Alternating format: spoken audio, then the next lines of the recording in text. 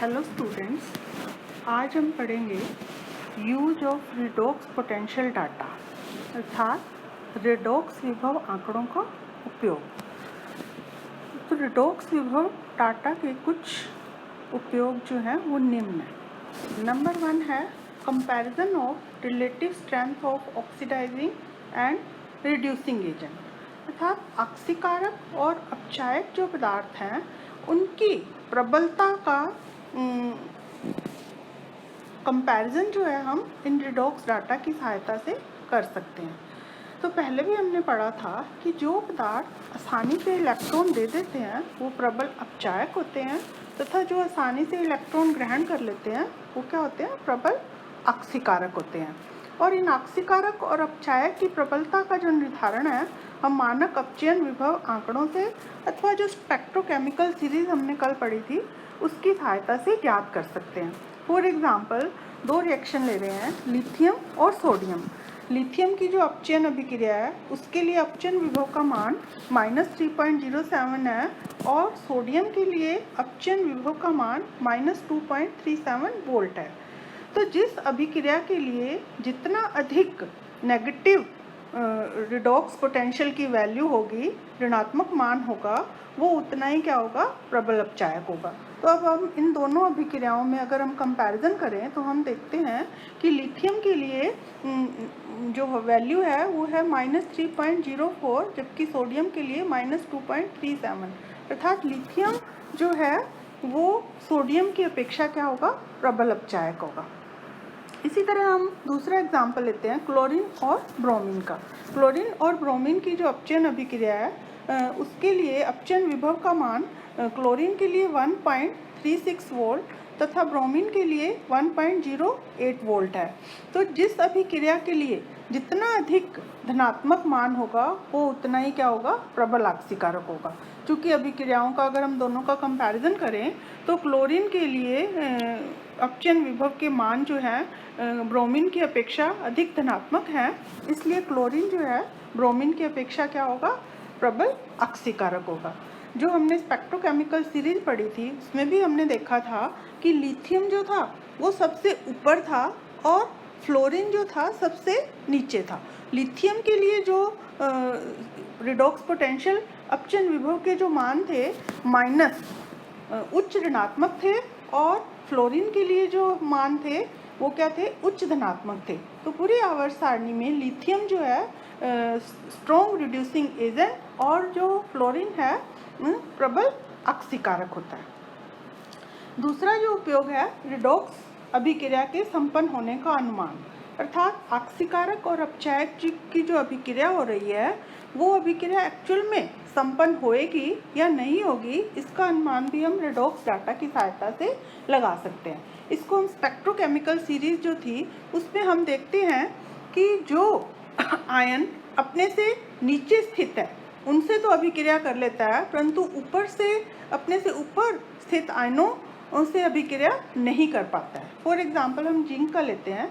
Zinc एक strong reducing agent है और ये स्पेक्ट्रोकेमिकल सीरीज में अपने नीचे स्थित आयनों Fe+2 Co+2 आयनों से अभिक्रिया कर लेता है और उनको Fe और Cu में क्या कर देता है, अपचयित कर देता है। जैसे कि जिंक में हम फेरस सल्फेट डालते हैं तो जिंक सल्फेट और आयरन बनता है, उसी तरह जिंक में कॉपर क्लोराइड डालने पर जिंक क्लोराइड और कॉपर बनता है। परंतु इसकी जो रिवर्स अभिक्रिया है, अर्थात अगर हम Fe ले लें और उसे जिंक सल्फेट में डाल दें तो अभिक्रिया संपन्न नहीं होगी, क्योंकि Fe जो है वो जिंक के नीचे स्थित है स्पेक्ट्रोकेमिकल सीरीज में और Fe के जो अपचयन विभव का मान है जिंक की अपेक्षा कम ऋणात्मक होता है, इसलिए वो अभिक्रिया संपन्न नहीं होती है। इसी तरह Fe+3 एक ऑक्सीकारक है और ये स्पेक्ट्रोकेमिकल श्रेणी में अपने ऊपर स्थित I- को I2 में, परंतु अपने नीचे स्थित Cl- को Cl2 व Br- को Br2 में ऑक्सीकृत नहीं कर पाता है। अर्थात Fe की आयोडीन से तो आयोडाइड आयन से तो अभिक्रिया हो जाती है, परंतु Cl- और Br- से अभिक्रिया नहीं हो पाती है।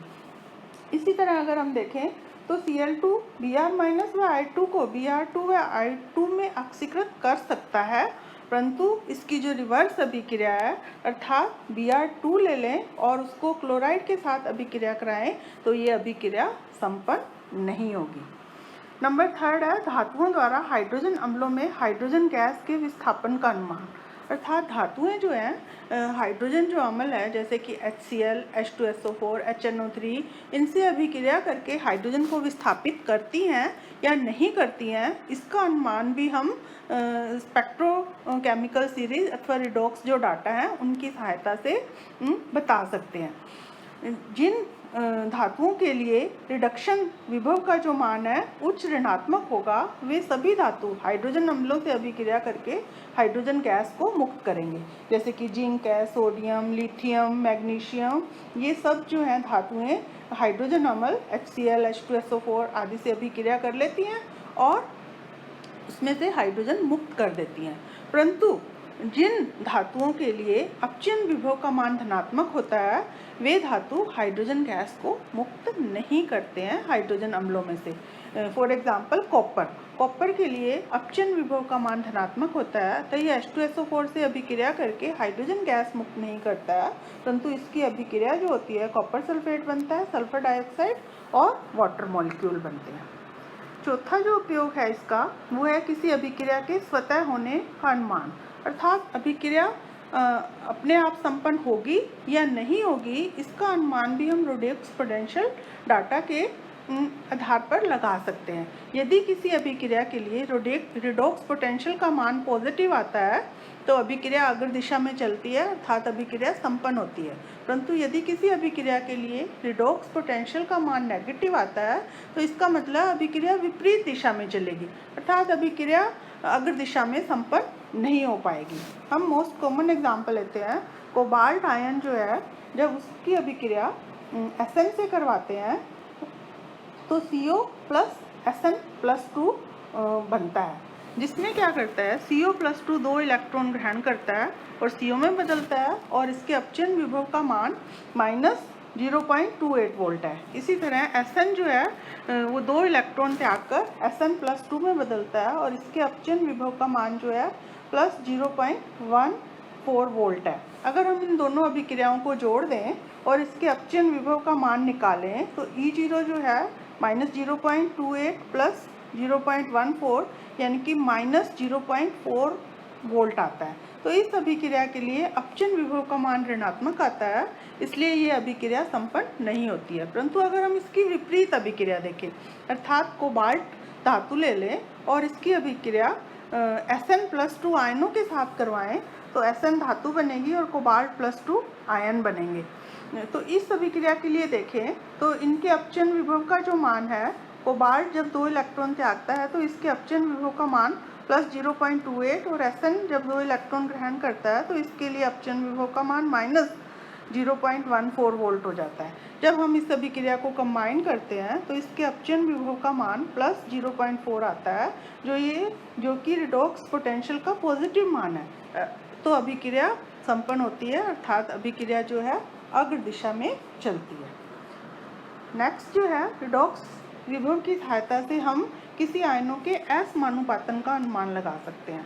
तो सबसे पहले हम पढ़ेंगे असमानुपातन होता क्या है। तो जब किसी आयन का ऑक्सीकरण व अपचयन साथ साथ हो, अर्थात कोई आयन ऑक्सीकृत भी हो जाए और अपचयित भी हो जाए, तो इसको हम क्या कहते हैं असमानुपातन। फॉर एग्जांपल Cu+ है, जब इसका ऑक्सीकरण होता है तो ये Cu+2 आयनों में बदलता है और Cu जो है 1 इलेक्ट्रॉन ग्रहण करके किसमें बदल जाता है Cu। दोनों के अपचयन विभव का मान देखें तो Cu+ के लिए Cu+ 1 इलेक्ट्रॉन त्याग कर जब Cu+2 में बदलता है तो इसके E0 का मान 0.15 वोल्ट है और Cu+ जब 1 इलेक्ट्रॉन ग्रहण करता है तो इसके E0 का मान +0.52 है। जब हम इन अभिक्रियाओं को जोड़ते हैं तो इसका जब टोटल इस अभिक्रिया के लिए E0 निकालते हैं तो 0.37 आता है। चूँकि रिडॉक्स पोटेंशियल का मान धनात्मक आ रहा है, अतः ये अभिक्रिया क्या हो जाएगी, संपन्न हो जाएगी। अर्थात Cu+ का Cu+2 व Cu में असमानुपातन इजीली हो जाता है। अर्थात कोई आयन जब अपने से कम ऑक्सीकरण और अपने से अधिक ऑक्सीकरण अवस्था वाली स्पीशीज में बदल जाए तो इसे ही हम क्या कहते हैं असमानुपातन। और